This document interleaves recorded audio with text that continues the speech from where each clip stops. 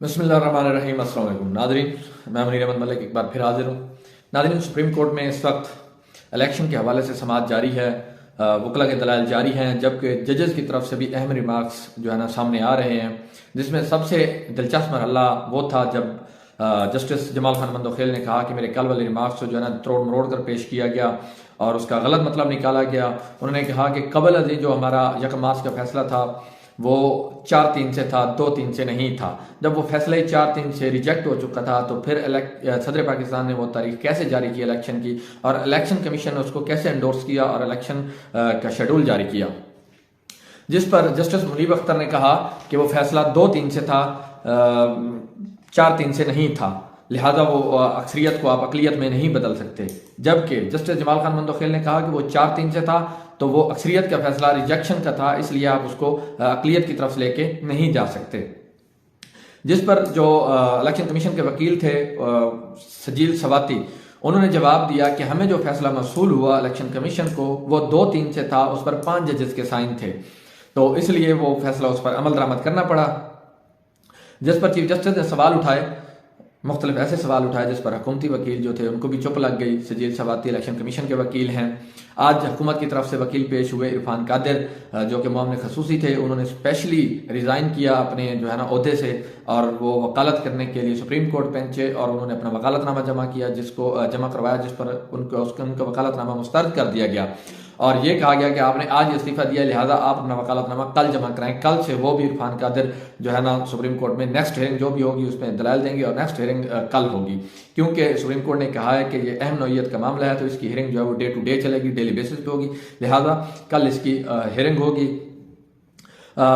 जो वकील election commission है उन्होंने कहा कि जो है ना इलेक्शन इस वजह से हमने मुलतवी किए हैं क्योंकि वजारत दिफा, वजारत दाखिला, वजारत खजाना ने जो है ना अपने जवाब जमा कराए। वजारत दिफा ने कहा कि फ़ौज की सिक्योरिटी हम नहीं दे सकते क्योंकि फ़ौज जो है मुख्तलिफ महाज पर जो है ना वो ऑपरेशन कर रही है, इसलिए वो फ्री नहीं है। इसके अलावा वजारत दाखिला ने कहा कि हमारे पास जो है ना पुलिस नहीं है, हम नहीं दे सकते।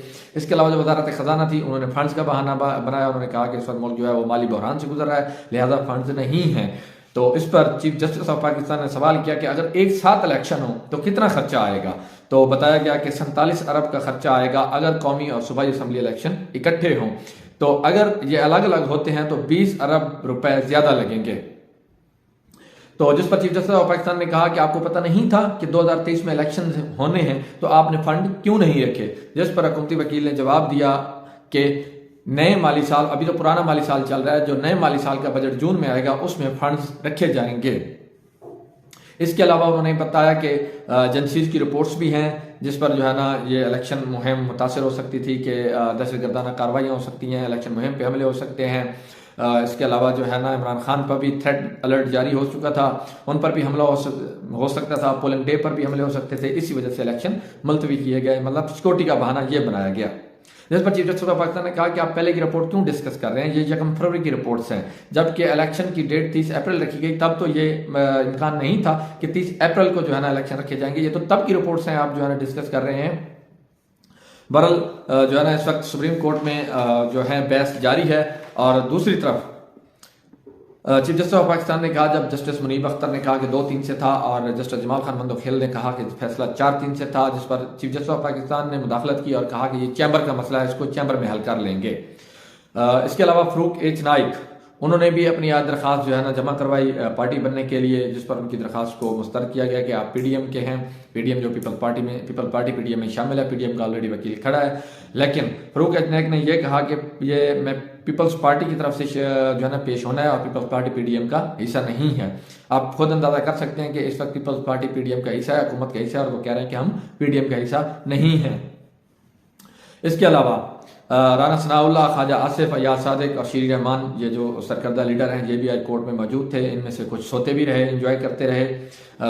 इसके अलावा आपको ये बताएं कि इस वक्त ये जो मामला है और सवाल इस वक्त जो डिस्कस हो रहा है इसके अंदर सुप्रीम कोर्ट के अंदर, कि वो ये कह रहे हैं कि आया कि इलेक्शन कमीशन को इलेक्शन मुलतवी करने का अख्तियार है या नहीं है।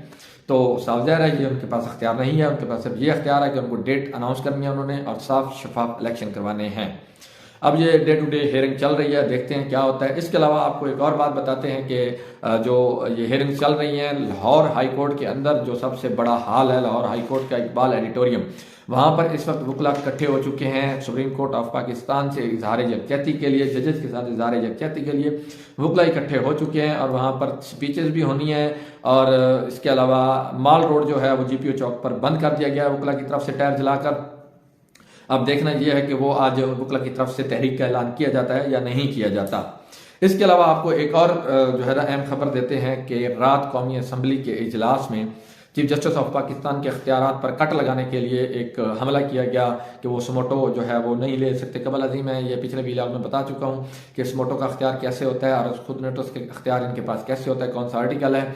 तो अब उनके इस अख्तियार को ख़त्म करने के लिए इन्होंने आधी रात को एक हंगामी इजलास बुलाया चीफ जस्टिस के अख्तियारात कम करने के लिए। वहाँ एक नया गंद भी शुरू किया गया, एक ऐसा गंद जो कि इनका अगर देखा जाए नून लीग का वतीरा है। कबल अजीम भी ये इस किस्म का 90s में मुजाहरा कर चुके हैं, जब बेनज़ीर के ख़िलाफ़ इन्होंने जो है ना एक तहरीक भी चलाई, उनकी जो है ना नाजीबा तस्वीर जहाज़ों से फेंकवाई और उसके अलावा उनका एक किरदार कशी की गई। तो इस किस्म का एक सिलसिला जो वो उनकी मतलब 90s का जो डिकेड था वो इनका अरूज का ज़माना था नून लीग का, तब इन्होंने यही किया और आज फिर ये वही स्ट्रेटजी जो है ना यूज़ कर रहे हैं। और वही इन्होंने रात जो है ना बुशरा बेगम जो कि इमरान खान की बीवी हैं और उसके अलावा उनकी वालदा शौकत खानम, जिनकी जो है ना बेटे से लाल जवाल मोहब्बत की एक दास्तान है और वो इस वक्त जो मोहब्बत है वो इस्तारा बन चुकी है। बेटे ने अपनी माँ की मोहब्बत में जो है ना शौकत खानम अस्पताल बनाया है, एक लाहौर में चल रहा है, एक पेशावर में चल चुका है और कराची वाला जो है वो तकरीबन चलने वाला है। लेकिन ये जो रात इन्होंने बिल पेश किया कौमी असम्बली के अंदर, supreme court practice and procedure bill, और उसके अंदर एक करारदाद भी पेश की गई। करारदाद के बाद जो है ना राना तनवीर जो कि सीनियर पॉलिटिशियंस हैं नून लीग के, कई दफ़ा वो MNA रह चुके हैं, उनके पास काफ़ी वजारतें रही हैं, डिफेंस प्रोडक्शन की वजारत रही है, उनके पास साइंस और टेक्नोलॉजी की वजारत रही है।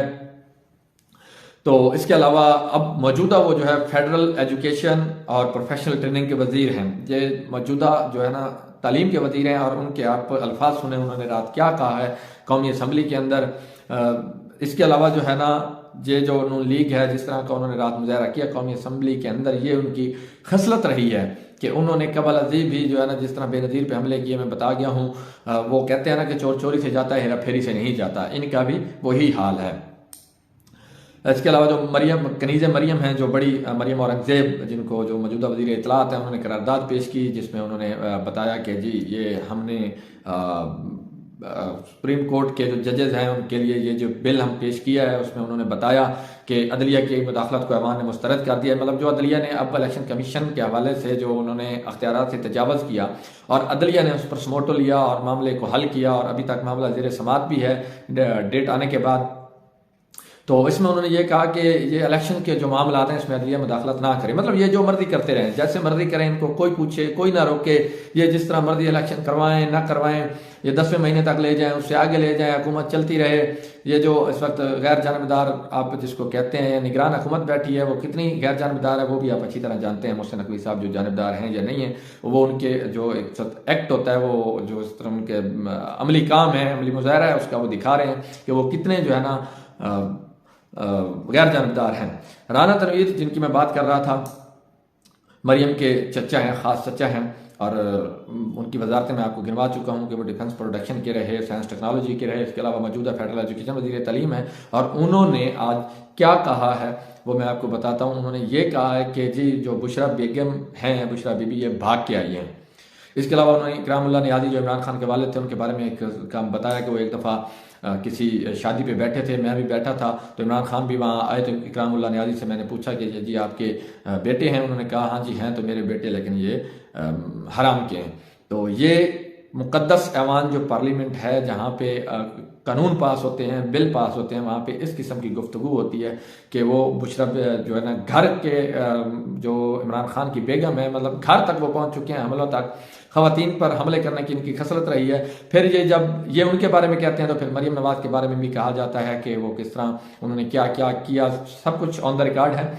लेकिन फिर दोनों तरफ से बातें शुरू हो जाती हैं और फिर सियासत में गंद जो है ना वो शुरू हो जाता है। ये रात समझ लें कि नून लीग की तरफ से सियासत का जो है ना गंदी सियासत का जो गटर है उसका ढक्कन उठाया गया। अगर देखा जाए, गौर किया जाए तो ये ऐसे ही बनता है। अब दोनों साइड से हमले होंगे और इसमें जो है ना हमले किस पे होंगे आप अच्छी तरह जानते हैं। इधर बुशरा बीबी पे होंगे, उधर मरियम नवाज पे होंगे, और ये राना तनवीर हैं या जिस किस्म के ख्वाजा आसिफ साहब हैं जो रात डेस्क बजा रहे थे इन बातों पर, और जो कबल अजीम पार्लियामेंट के अंदर खड़े होकर मुतअद्दिद बार जो है ना मुख्तलिफ खवातीन को मुख्तलिफ अलकाबात से भी पुकार चुके हैं, जैसे ट्रैक्टर ट्राली और इस तरह के और अल्फाज भी उन्होंने इस्तेमाल किए, वो रात भी बेंच बजा रहे थे। अब इसमें गंदा किसने होना है? मुशर्रफ बेगम ने होना है और मरियम नवाज भी होना है, उनको कोई फर्क नहीं पड़ना, क्योंकि इन्होंने सिर्फ बकवास करनी थी, कर दी है। अब देखें आगे क्या होता है, दोनों तरफ से हमले होंगे और बात बढ़ती बढ़ती कहाँ जाएगी। तो इंशाल्लाह नेक्स्ट व्लॉग में आपको शाम तक अपडेट करेंगे कि सुप्रीम कोर्ट ने क्या फैसला दिया है। लेकिन फैसला आज तो नहीं होना, ये हेयरिंग चलेगी, जैसे मैं बता चुका हूँ, ये सारा टोपी ड्रामा है और ये चलता रहेगा। सिर्फ आवाम को बेवकूफ़ बनाने के लिए सब कुछ किया जा रहा है। मेरे चैनल को सब्सक्राइब करना और वीडियो को लाइक करना ना भूलिएगा। अल्लाह हाफ़िज़।